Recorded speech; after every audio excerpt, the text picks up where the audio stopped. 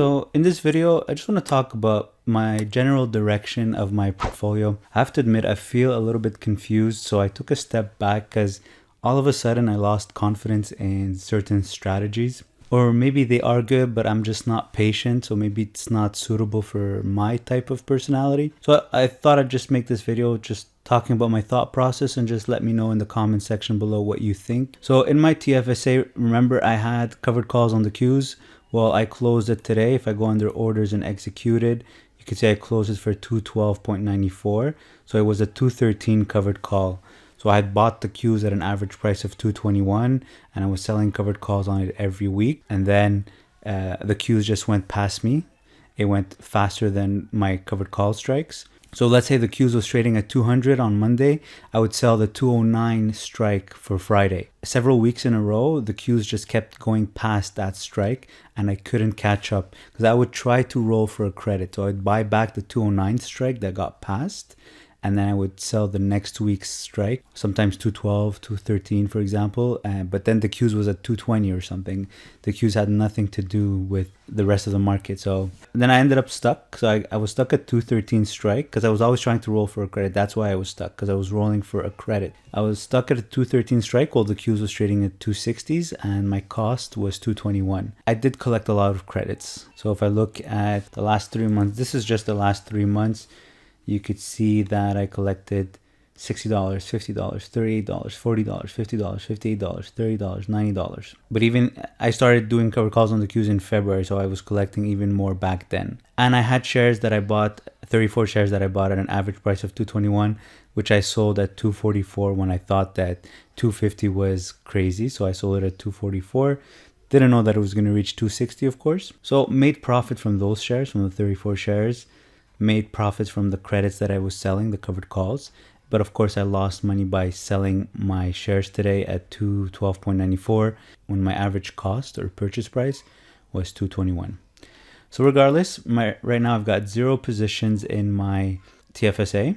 I've got, as you can see now, cash 68,000 Canadian, and that's my total buying power. So as you can see, I've got 68,000 cash, yet my buying power is only 60,000. So why is that? If you know why, leave in the comment section below, but I'll tell you why right now. The reason that my buying power is less than the available cash, and I don't even have any positions. So market value is if I have any positions in my TFSA. So my cash should be my buying power, but the reason it's not is because my TFSA is used as leverage for my margin account. So it increases the buying power in my margin account. And in my margin account, I've got negative equity. So that's why I don't have my full buying power in my TFSA, because it's used, part of it is being used to finance this margin account, which is in a negative position. And this margin account is in a negative positions because I used too much buying power, more than I should have. And in March, when everything dropped, I was getting close to a margin call and it was stressing me out. So I decided to close a lot of positions for a loss just because I couldn't handle the stress and the headache. So I closed a lot of positions for a loss. For example, United States Steel, something that I bought at 18, I closed it for $6. American Airlines, I bought at 30, closed it for $10. Dell I had bought at 52, closed it for 40. Box I bought at 20, closed it for 14, I think. I should do a video just about these bad trades, but or all these losses that I incurred this year. But yeah, so that's what explains my negative equity in my margin account, is using too much buying power when I shouldn't have. And the fact that my TFSA is linked to my margin, then that's why I don't have my full buying power in my TFSA. So I actually have only about 60,000 of buying power in my TFSA Canadian, but now I really don't know what to do with it. I want to do covered calls because I like covered calls, but I don't want to buy the Qs, of course, it's way too high. I'm doing out of the money covered calls on IWM and it's going well. Most of my out of the money covered calls per week are expiring worthless. As you can see, this one is going to expire worthless as well. And if we go to orders, executed, and then search for IWM, you can see that I've been collecting a lot of credits every week from IWM. So $40, $39, $30, $41, $35, $40, $20, $70, $36, $35, $38, $31. This is every week. $34. And there's a week where I think I sold twice. And this week I could have sold twice, and I could have even sold at a lower strike. So I sold at a 151 strike this week, I definitely could have gone at a 146 strike, would have collected more than 34. But I always try to play it safe. My goal is not to get assigned on the strike. So I pick a strike that has a small chance of getting assigned. And in return, I'm collecting premiums. And if you compare this premium over the cost price, it's like an extra dividend per year. IWM already pays 2% dividends per year. So if I get like $30 every week from it, for example, divided by a cost of 151, that's almost, and if I annualize it, that's 10%. So sometimes it's 10%, sometimes 15%, depending on how much I can get per week, depending on the price of the stock, of course. So that was my intention with my registered accounts, is to buy ETFs, Qs or IWM, and then just sell out of the money covered calls to collect an extra dividend. So to take advantage of capital appreciation. So eventually IWM will go up and I'm getting the dividends 2% and I'm getting out of the money covered call premiums that I'm keeping. So that was my intention. It didn't work out for the Qs because buying and holding for the Qs would have been better off because it just flew. It's working for IWM because it's not flying as fast as the Qs. So for now, IWM is good. But now I really don't know what to do in my TFSA. I could just stay in cash until I decide what I want to do. I was considering dividend investing. I mean, I'm watching a lot of videos on dividend investing and it's starting to convince me because I really like how passive it is. And I like how it increases year after year. I mean, some dividends increase more than 6% per year. I was looking at McDonald's because I like McDonald's as a brand, as a company, something that I'd be proud to hold forever. It pays right now 2.69% dividend yield. So this is one of the reasons I don't like dividends, because it's very small. It's a very small yield.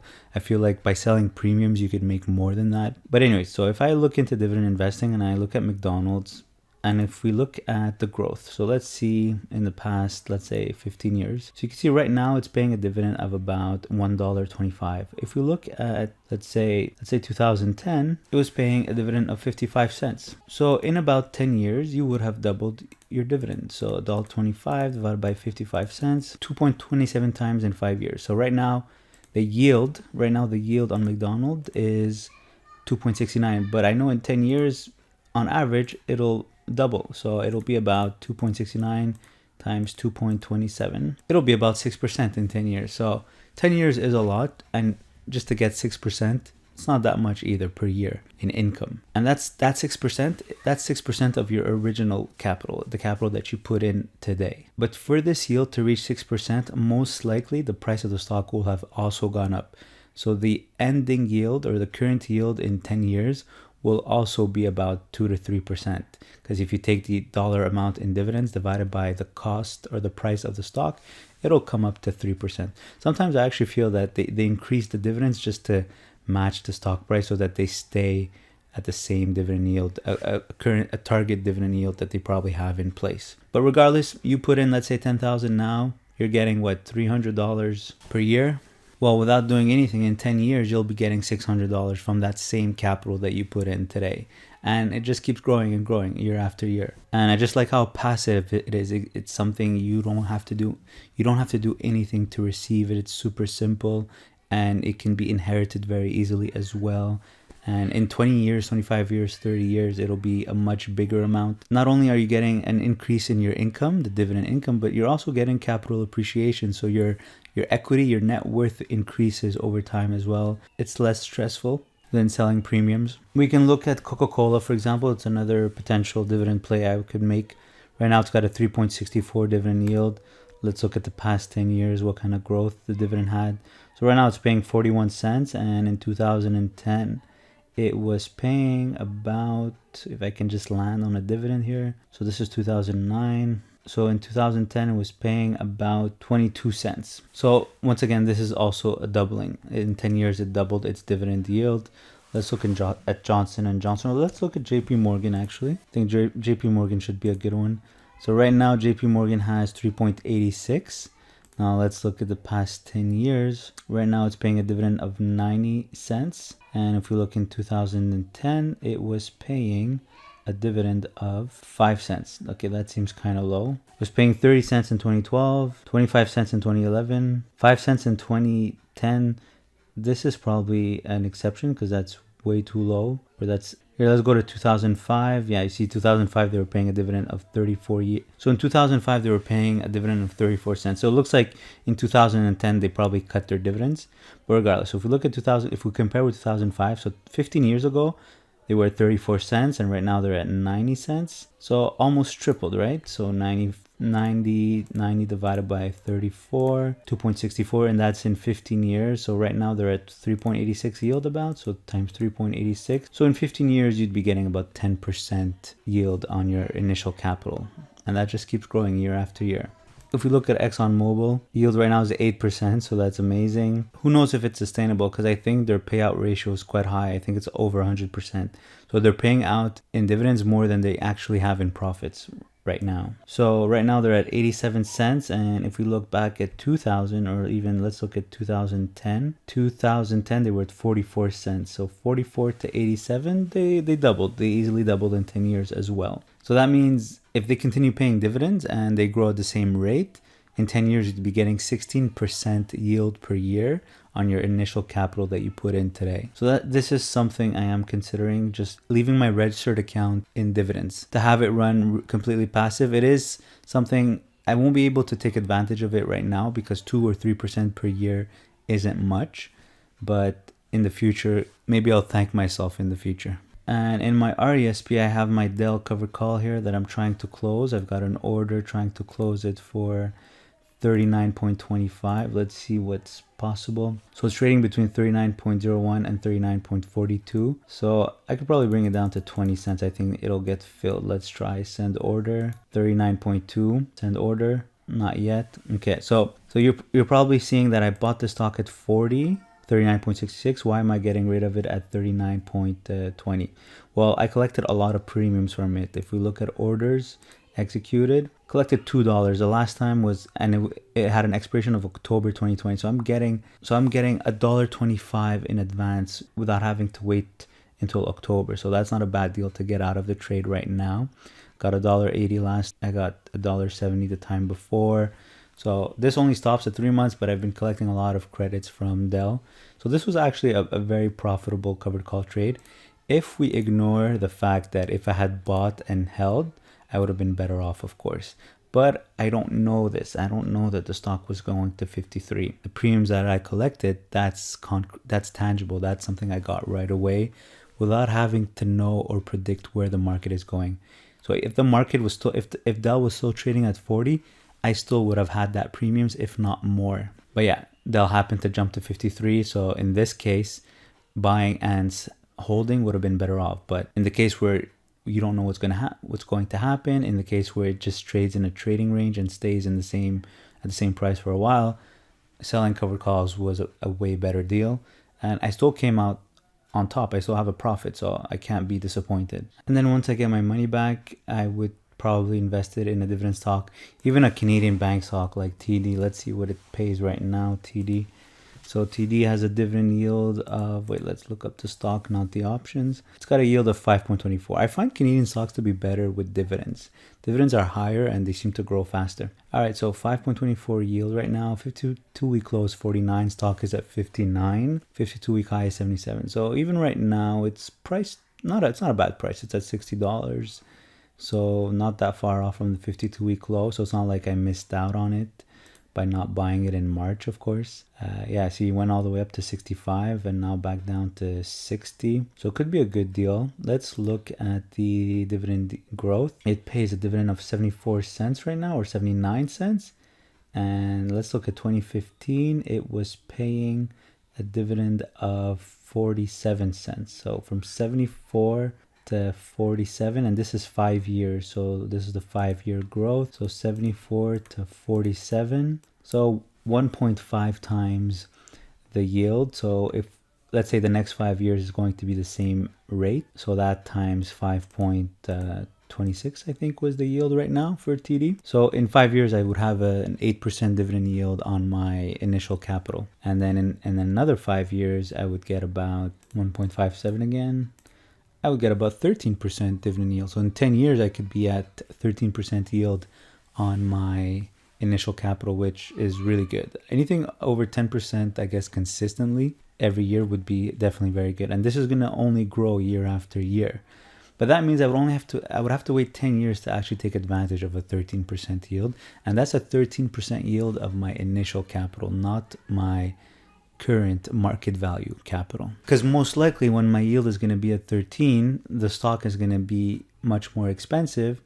And if you take the yield amount, the dollar amount divided by the cost of the stock, it'll come up to about 4 to 5% yield. Insurance companies as well usually have good yields. Let's look at Manulife. Let's see what the current dividend yield is. So current dividend yield is 6%, pretty good. And if 52-week low is 13. Right now it's at 18, 52-week high is 17. So it looks like it has the same chart as TD actually. All right, let's look at the dividend growth. I did talk about this in one of my videos, but let's just look at it again. So right now it's paying 28-cent dividend, and in 2015 it was paying about 17. So it looks like it doubled, almost doubled. So 28 divided by 17, 1.64. So it has a slightly higher growth rate than TD, and multiply by 6. So I'd be at around 10% in 5 years, a 10% dividend yield. And once again, completely passive. There is always a small risk that these companies cut their dividends or suspend their dividends depending on the market, but it's rare that all your dividend choices will have their dividends cut. If you choose quality companies that have a proven track record of paying their dividends always and increasing steadily over time, then you're decreasing your chance of that happening to you. Another thing I was considering is, if I buy McDonald's, for example, for dividends, why not buy 100 shares of McDonald's, do the dividends, but also do out of the money covered calls like I was doing with IWM. Now the risk is McDonald's moves faster than my strike selection on the out of the money covered calls, like what the Qs did, and then I'd miss out on capital appreciation. So that's the risk with out of the money covered calls on a weekly basis. But for example, let's look at what it could generate. So for example, if I wanted to sell next week's, and obviously not today's, but next week's, so July 17, let's say I buy 100 shares of McDonald's right now, $184, that's going to be $18,000. I get the dividends, I keep it forever. My plan is to keep it forever, take advantage of capital appreciation, take advantage of the dividends. And at the same time, I sell a out of the money covered call. Let's say I sell the 195. So now for me to win, I need McDonald's to stay below 195 come next Friday. I don't want it to go above 195 because then I lose my shares at 195, and my goal is to keep it and take advantage of all capital appreciation. If it doesn't, if it stays below 195, which is reasonable, right? I'm going up 10 points in 1 week. If we don't have earnings, I mean, it shouldn't do that. I'd collect about 17 cents right now if I do that. I could choose the 192.5 strike and collect 33 cents. So if I do that, collect 33 cents, so 0.33 divided by the cost of 184, that's a 0.17% return per week times 52. That's about 9%. So I'd be adding a 9% yield to the already existing dividend of 3% plus any capital appreciation on McDonald's. So that could be another strategy or another approach I could do, but I'm not sure. That's why I'm doing this video, just discussing my thought process and hoping you can share your ideas in the comment section below. But my concern with this is that it does what the Qs did and just goes way past my strike every week. Not every week, but if there's a week where it goes past my strike and I just keep rolling for a credit, what if it just keeps going higher and I can't catch up to the market price? Maybe I should just buy it back for a loss. Maybe I should sell out of the money covered calls. If it's a winning week, I win. If it's a losing week, then I just buy it back, take the loss, and then do the next week as if nothing happened. And hopefully over time, I will have collected more in premiums than I had to pay back to close the trade just to be able to catch up to the market price. I mean, for McDonald's to go from 184 to 195, what kind of return is that? Or even 192.5, because I don't think I would be selling this one here. I think I would be selling this one here. So the 192.5 divided by 184.35 is about 4%. So McDonald's would have to go up 4.4% in 1 week every week. That probably doesn't happen. Of course, it doesn't happen actually. So yeah, I think that will be the best of both worlds. Take advantage of the dividends and taking advantage of covered calls, because I wouldn't want to ignore covered calls, because I know selling premiums work over time, but the approach is what's important. Having the right approach is what's going to make the difference. You can't just sell premiums blindly and just say, "Oh, I know selling premiums works," and that's it. You have to have a plan And in my margin account, I'm going to continue selling put spreads on the SPY every Monday, Wednesday, Friday, out of the money put spreads. So today's Friday, I sold one at 306 strike, collected 70 cents for next Friday. So this one expires July 17. So I win as long as SPY stays above 306. And right now, I think it's already profitable. Yeah, I collected 70 cents. I can already close it for 60 cents. So a 10-cent profit times the number of contracts. So that's $20. But of course, I'm not going to do that. Now, I don't even know if I should close it at 50% or just wait till expiration and just keep the full premium. I'm going to try to wait for expiration and collect the full premium because I think it's going to make a difference in the long run. And the reason I'm doing this strategy is because I've been doing a lot of back testing. So this is Friday to Friday. This is Wednesday to Wednesday. This is Monday to Monday. And I also compared Monday to Friday. And honestly, it's the same thing. I mean, they all have very similar probabilities. I mean, out of the money, let's say I go always 3% lower or close to that. So my 306 right now is about 2.5% lower than the current market price. Okay, so I'm always in this range about. So it always gives me a 95% chance of winning. If we look at, so this is Monday to Friday. If we look at the Monday to Monday, Wednesday to Wednesday, and Friday to Friday, 93% for Monday to Monday, 94% for Wednesday to Wednesday, and 94% for Friday to Friday. So Monday to Friday has a small edge, but going over the weekend as well isn't so bad. But I'm also getting way more occurrences, so that makes a difference as well. I mean, I get 1,300 occurrences from Friday to Friday. I've got 1,400 occurrences from Wednesday to Wednesday, and 1,297 occurrences from Monday to Monday. But if I just do Monday to Friday, I only have 1,252 occurrences. And that's for the same time frame from 1993 to 2020. So by doing Monday to Monday, Wednesday to Wednesday, Friday to Friday, I have way more occurrences. So that gives me a chance to have way more winning trades. Also, I might encounter more losses, but the winning trades should compensate for the losses. So I made a quick calculation here. I assume that every time I win, I make $30, and every time I lose $250. Because if I lose, I'm gonna sell a call spread at the same strike. So usually I collect about $1.50 or something, sometimes $2. So I would lose the difference, and that's not even. So this is really worst case scenario because sometimes I'll win more than 30, and most of the time I would lose less than $250. So this is just worst case scenario, and I assume that I would win. And I assume that I would win at this range here because my short strike is always about or very close to 3% lower than the current market price. So basically, I added these occurrences here, so 67. So 67 times I would have lost in the past 27 years, and 1,185 times I would have won. Okay, so how much I would have won? I'm just saying $30, assuming I was closing for 50%, but it could be more if I just let it ride to expiration. And here I say that I would lose $250, assuming that it's a 5-point wide spread, which is what I do, multiplied by the number of occurrences. And as you can see, I would have made 35,000. I would have lost 16,000, but my net profit is 18,000. So this is from Monday to Friday only, 18,000.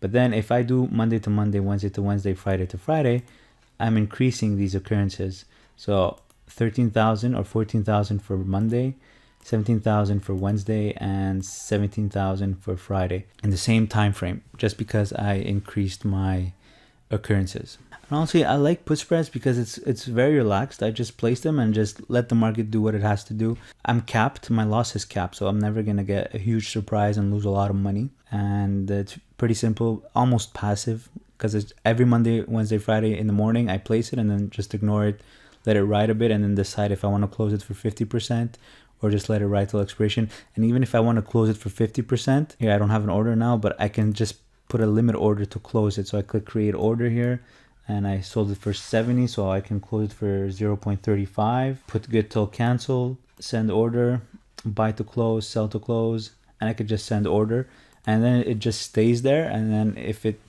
reaches 35 cents, it'll get closed automatically without even me being in front of the computer. I could really make it very passive, but I look at the markets every day anyway, so I don't mind just placing the order myself. And if it gets tested, well, then I'm going to sell a call spread and collect as much credit as possible just to reduce max loss. And the way I would sell a call spread is basically just sell a call like this here. Make sure the short strike is the same.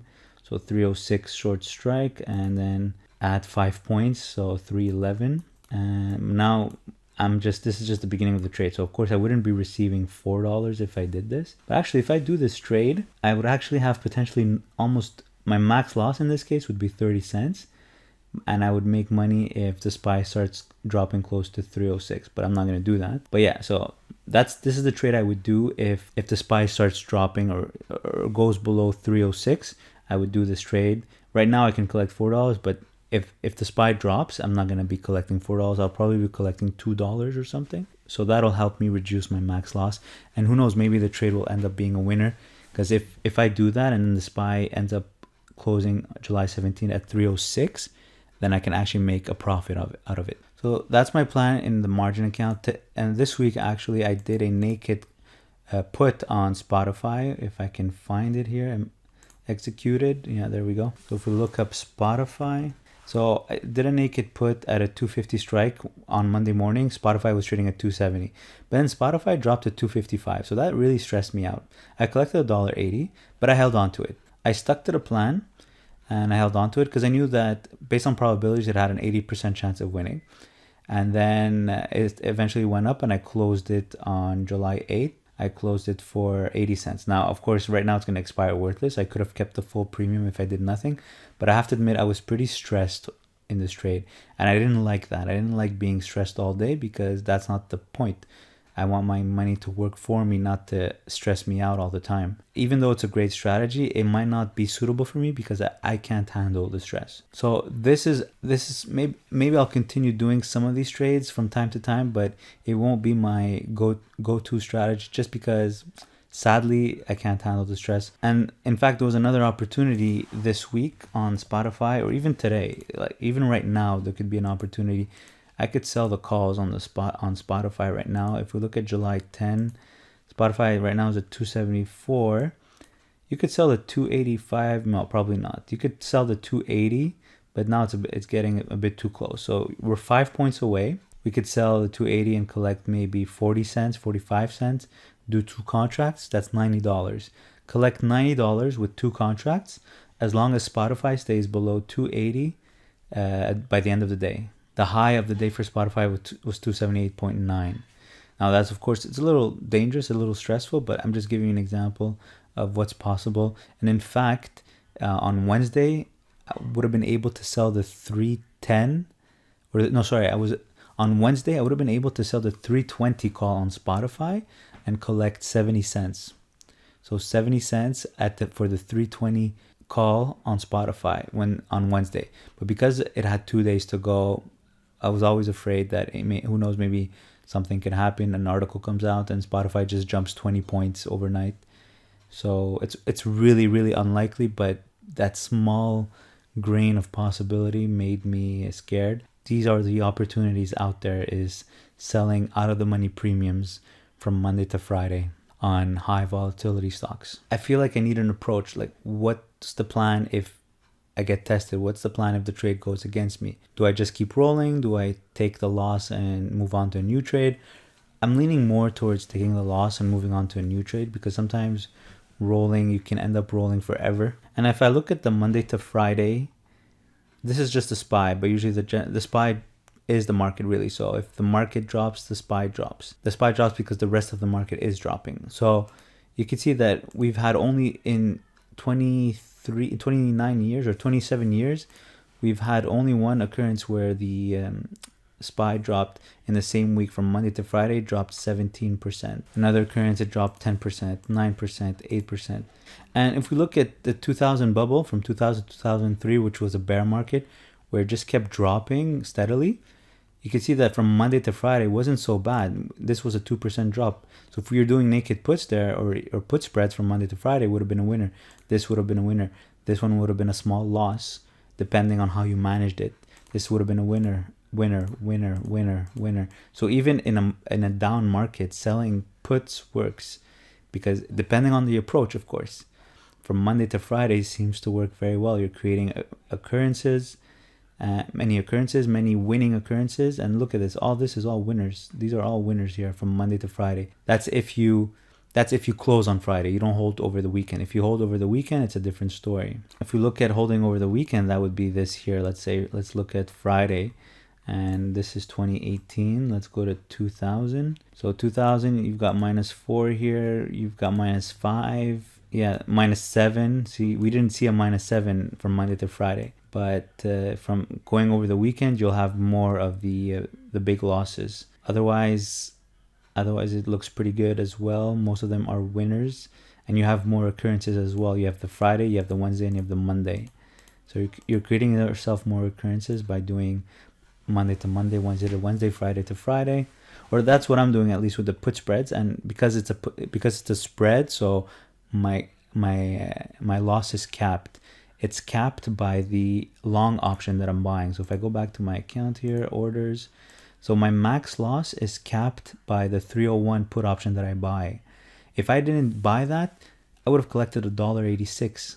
Instead, I collected 70 cents. So I would have collected $1.86 from this trade if I did a naked put. But because I bought the 301 put for protection, it cost me $1.16. So my net profit or my net credit was 70 cents. So now I have to decide every time losing the difference here, $1.86 minus 70 cents, is it, or paying the $1.16 every time, is it worth it for protection in case I fall on a week where the market drops hard? So that's something that I just need to continue back testing. But even if it is actually better to just sell naked puts because of you get more money up front, it's just, for me, it's stressful. It's hard. On paper, I know it's a good idea, but in reality, in practice, it's hard for me to manage. It just stresses me out. I have a hard time just focusing on my day knowing that I've got a naked put in my position, in my portfolio. If I go back to my RSP just to check on my Dell covered call trade, not yet. I had a chance to close it. Now it's coming back down. Okay, I'll hold on to it a little bit longer because I know I can get, oh wait, it came back up again. Let's try 39.19. I think that'll get filled. There we go. It was just missing 1 cent. That's ridiculous. That's what it took. All right, so now I'm out of that covered call trade on Dell. I got my capital back. So now total equity is 9,000 in my RESP. I think my RESP is the only account that is profitable for me. All right, so I only have MasterCard. So do I really want to hold on to MasterCard? I mean, I like MasterCard a lot, but this is just a capital appreciation play. So it's kind of boring. Anyways, we'll see. For now, I'll keep it. The other thing I was considering is doing covered calls on stocks that have dividends coming up. So for example, I had a video talking about this. I call it dividend capture in one day. But for example, let's look at next week. Actually, I was going to do it on Intuit. I talked about it for Intuit this week. Intuit had ex-dividend date, I think, on Thursday. So if we look at dividend amount, should be here, Intuit, Thursday, July 9th. So maybe it was Wednesday. No, I think it was Thursday. Where's Intuit? Oh, it was 53 cents. Okay, there we go. So Intuit had ex-dividend date, July 9th. So that means you have to own the stock by July 8th. So I was going to do a covered call on Intuit July 8th. So this is how I was going to do it. So I will do a covered call. July 8th, Intuit was trading at around 310. So I was going to do a covered call over here at a 302.5 strike. I was going to pay about 301.5 about that. That's what was going to cost me. And then the next day I just closed the trade. Intuit was trading at 310, but because of the covered calls, I was able to just pay 301.5 to get into Intuit because of the covered call that I'm selling. Because I'm buying 100 shares at 310, but I'm selling a call option for $8.50 or even more. So it allows me to only pay $301.5, but that means that I can only sell the stock at 302.5. That's the consequence. But the advantage of getting into it at that price, getting into this trade and getting out quickly, it's just to capture the dividend. So I might make a little bit of money on the premiums, but the real advantage comes from I'll be getting the dividend just by holding the stock in one day. And then I could just keep doing that with several stocks that pay a dividend. Just buy them one day before, give myself because I know that a stock will drop if you buy it before the dividend. A stock will drop on X dividend date. So if you buy a stock before X dividend date, on X dividend date, it will drop by the amount of the dividend that's being paid. Usually, sometimes more, sometimes less, sometimes it goes up. It's really, really random. But in theory, it should drop after the dividend is paid. So to give myself a bit of downside protection, I try to do a covered call trade with it so that it allows me to get into the stock at a lower price than it's currently trading at, to give room for the stock to drop after the dividend. So I capture the dividend without really losing much on the stock purchase itself. But sometimes it can go against you, because sometimes the stock can drop even more than the covered call premium that you collect. In fact, I was looking at AMT. I was going to do it on AMT, and the stock went from 265 or 263 to 252. So in that example, it would have been a bad, but most of the time it does work. But eventually it came back up. As you can see, AMT right now is at 264 and it reached 267. So it always drops a bit after dividends, but then comes back up. So you could help yourself by selling a call premium. So this is something else I'm considering. Maybe just keep my capital as is. If I go to my TFSA, just keep my money liquid all the time. And whenever there's a stock that's paying a dividend, just go in, buy the stock with a covered call, and then get out the next day if possible, if not at expiration. And see, Intuit, for example, if I had done Intuit at a 302.5 strike, if I just wait till the end of the day, I'll be able to close this trade for 302.5. So I buy it at 301.5, I sell it for 302.5, plus I'm getting the dividend. So that's the advantage of covered calls in this example. While the stock went from 310 to 305, I would have made a $1 profit plus the 50-cent dividend. I would have made $1.50, while the stock went from 310 to 305 from Wednesday to Friday. So that's an interesting play with covered calls. But once again, it's risky because sometimes it doesn't go as well as planned. So it's a question of figuring out, is it really worth it in the long term? So this is actually a cool feature with Questrade. There's a research section here. You can look up earnings or dividends. So if I look at next week, I think there's a dividend on Caterpillar. I think it's on Thursday or Friday. I think it's on Friday. Yeah, so Caterpillar has a $1 dividend, but you have to own the stock before July 17th. So what I'm going to try to do is July 16th, I'm going to do a cover call trade on Caterpillar. So let's look at what it's worth right now, because I'm not going to do it from now, but I'll do it next Thursday. But this is what I would do is, so July 17 expiration, Caterpillar's at 127. I could go at the 123 strike and pay $122. So while Caterpillar's at 127, it'll only cost me 122 to get into the stock. And then the next day, because it's expiration, if Caterpillar stays above 123, then I'm going to sell my shares at 123. Plus I get the dividend of $1. I explained this though in my video called Dividend Capture in One Day. There is one element to be careful with, is sometimes your shares can get assigned if the corresponding put is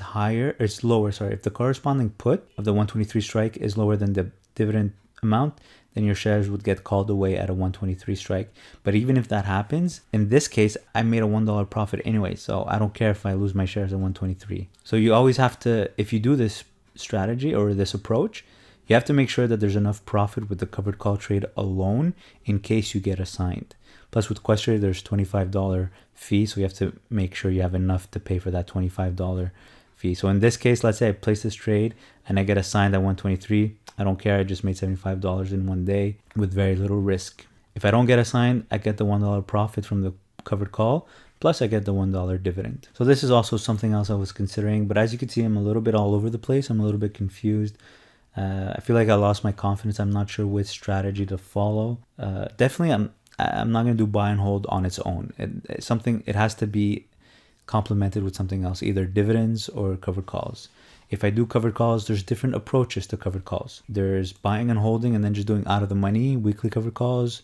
There's doing at the money covered calls every week and holding onto your stock. If it goes up, you repeat. If it goes down, well, you keep selling at the same strike. You'll be getting less premium, but at least you're collecting something from the stock. That's what I was doing before, but then my stock would drop a lot, so I just stopped it. I've had stocks that have dropped 30% or more. And even in my margin account, I do like my put spreads. I'm going to continue with them, but I also like the naked strategies because you could collect a lot more, but it just stresses me out. I wish I could be less stressed about it and just stick to the numbers, stick to the paper, stick to the theory.